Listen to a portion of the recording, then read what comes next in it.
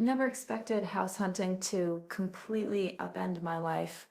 I'm Victoria, 52 years old, married to Robert for 19. What started as looking for a vacation home turned into something that would make me question everything I thought I knew about desire, age, and the dangerous territory between appropriate and absolutely reckless. My husband Robert runs a successful tech company, always buried in meetings and business trips. Our marriage had become comfortable, predictable, expensive dinners, charity galas, separate bedrooms more often than not. At 52, I still turned heads with my workout routine and designer wardrobe, but Robert barely noticed anymore.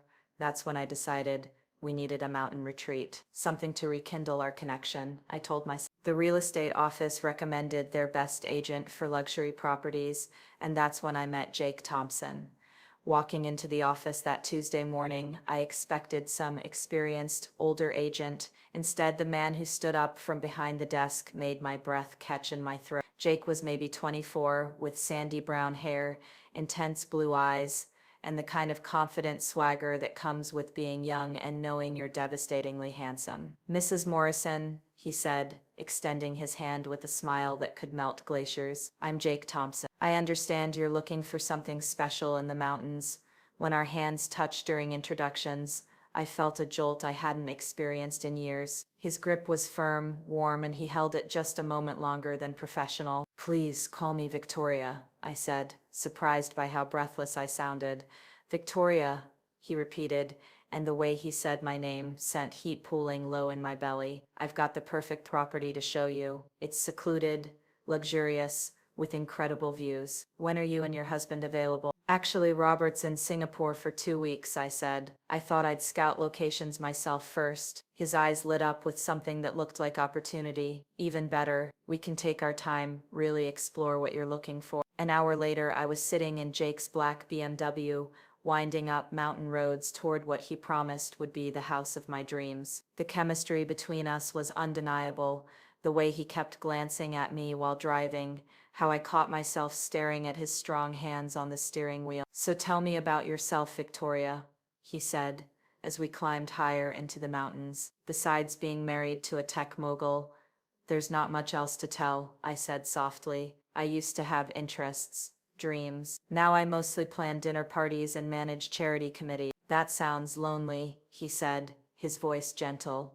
"It is," I admitted, surprised by my honesty. The house was magnificent, a modern glass and stone masterpiece perched on the mountainside with panoramic views of the valley below. Floor-to-ceiling windows, soaring ceilings, a kitchen that belonged in a magazine. "This is incredible," I breathed, walking to the massive windows.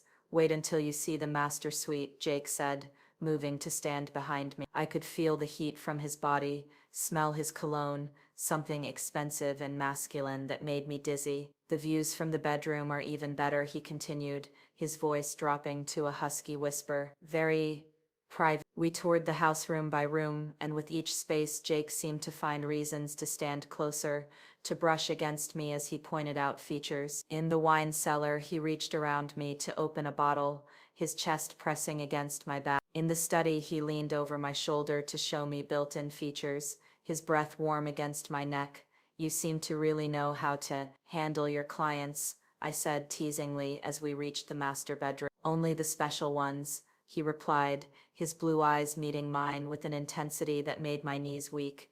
The master bedroom was stunning, a massive space with a king-sized bed facing floor-to-ceiling windows, overlooking the valley. But I barely noticed the decor because Jake had moved closer, close enough that I could see the flecks of gold in his blue eyes. "Victoria," he said softly, "I have to ask, are you happy in your marriage?" The question hung between us like a challenge. I should have deflected, should have maintained professional boundaries. Instead, I found myself telling the truth. "I haven't been truly happy in years," I whispered.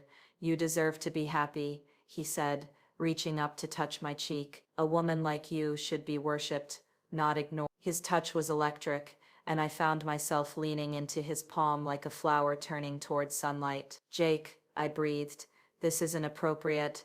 "I know," he said, stepping closer until there was barely an inch between us. "But I can't stop thinking about you. From the moment you walked into my office, you've been all I can think about." My phone rang, shattering the moment. Robert's ringtone. I should take this, I said reluctantly, but Jake didn't step away. If anything, he moved closer as I answered. Hi, darling, I managed, trying to keep my voice steady while Jake's presence made my entire body hum with awareness. Victoria, how's the house hunting going? Robert's voice crackled through the international connection. It's very promising, I said, gasping softly as Jake's fingers traced along my arm. I'm looking at a beautiful property right now. Jake's eyes were dark with desire as he continued his gentle touches, his fingers now trailing along my collarbone, while I tried to focus on my husband's voice. That sounds wonderful, darling, Robert continued, completely oblivious to what was happening 3,000 miles away. Is the agent helpful? Very helpful, I breathed, my voice catching as Jake's thumb traced the hollow of my throat. He's showing me all the best features. Jake smiled wickedly at my double meaning, his other hand moving to rest on my waist as I struggled to maintain a normal conversation with my husband. I have to run into another meeting, Robert said. I'll call you tomorrow. Love you too, I whispered, ending the call with shaking hands. The moment I hung up, Jake's lips were on my neck, pressing soft kisses along the column of my throat. You're incredible, he murmured, against my skin. The way you handled that call while I was touching you. This is insane, I said, but I didn't pull away. Instead, I tilted my head to give him better access. Let me show you the terrace, he said, taking my hand. The sunset views are supposed to be incredible. The master bedroom opened onto a private stone terrace with glass railings, completely secluded and overlooking the valley. The view was breathtaking, but all I could focus on was Jake behind me, his hands resting on my hips as we stood at the railing. It's beautiful, I said, leaning back against his solid chest. So are you, he whispered in my ear, his arms coming around my waist. I turned in his arms, and suddenly we were face to face, our lips inches apart. The late afternoon sun cast everything in golden light, making the moment feel like something out of a dream. Jake, I said softly, if we cross this line. I know, he said, his hands framing my face, but I can't help myself around you. He kissed me then, soft and gentle at first, then with growing passion as I melted into him. It had been so long since someone had kissed me like this, like I was precious, desired, irresistible. When we finally broke apart, we were both breathing hard. We should go back inside, I said, though every fiber of my being wanted to stay in his arms. Of course, he said, stepping back reluctantly. As we headed back through the bedroom, I was distracted by his presence behind me, by the way he made me feel alive for the first time in years. I didn't see the small step down into the sitting area. My heel caught the edge, and I felt myself falling. Jake lunged forward to catch me, but we both went down, me landing hard on my ankle with Jake's strong arms around me as we tumbled onto the plush carpet. Oh God, are you okay? Jake asked, immediately checking me for injuries.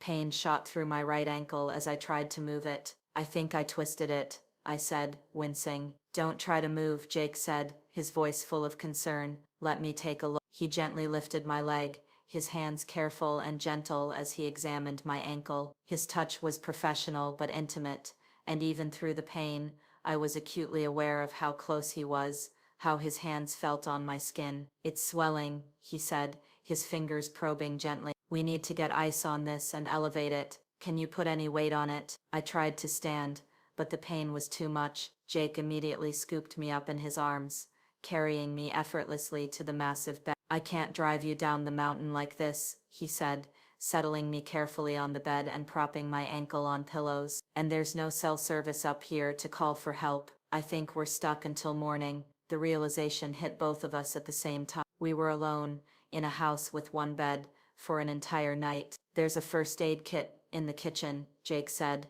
and some wine. I'll get ice for your ankle. As he headed downstairs, I lay back against the pillows, my mind racing. My ankle throbbed, but that pain was nothing compared to the ache of desire that Jake had awakened in me. When he returned with ice, wine, and painkillers, the sun was setting through the floor-to-ceiling windows, casting the room in romantic shadows. How does that feel?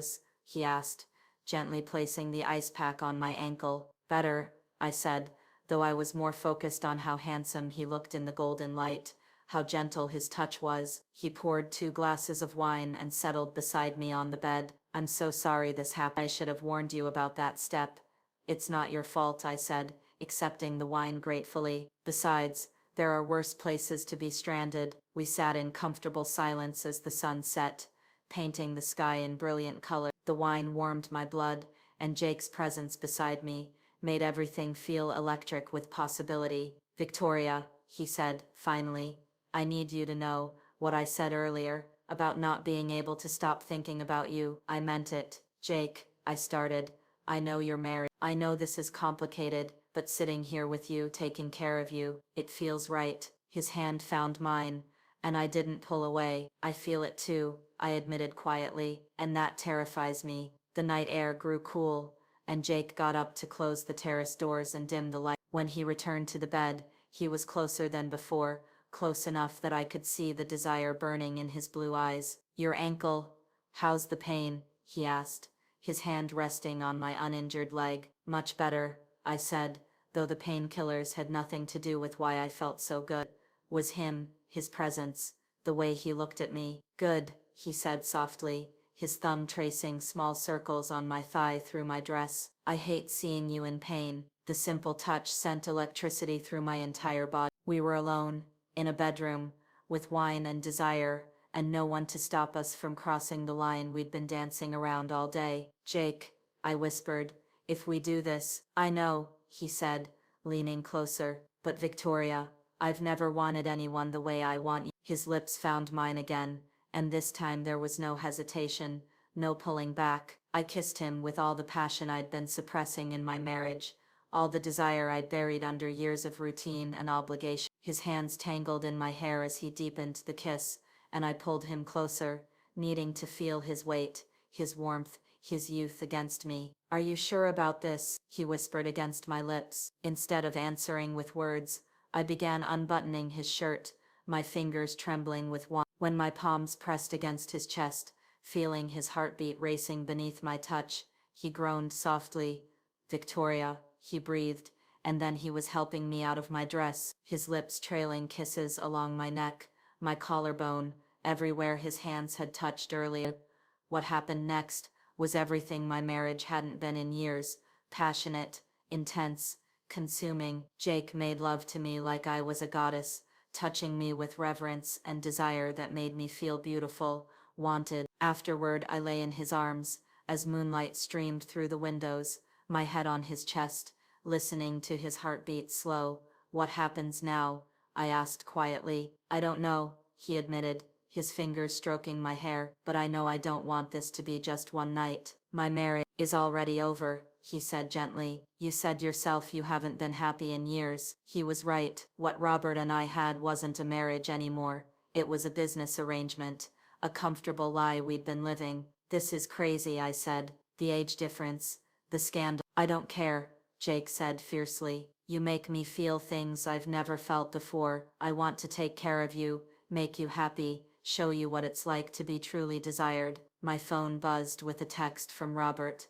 Meetings running late, won't be back for another week. Hope house hunting is productive. I showed Jake the message, and he smiled. Another week, he said, pulling me closer. That gives us time to figure this out. As dawn broke over the mountains, I knew my old life was over. Whatever came next, divorce, scandal, starting over at 52 with a man young enough to be my son, it would be worth it for this feeling, for him, for the woman I'd rediscovered in his arms. Take me home, I whispered, but not to my house, to your place. I want to wake up in your bed. He kissed me deeply, promising everything with that single kiss. And as we drove down the mountain together, I knew I was driving toward a completely different life. What would you do in Victoria's position? Choose security or passion? Let me know in the comments, and subscribe for more forbidden love stories that will change how you think about age, desire, and second chances.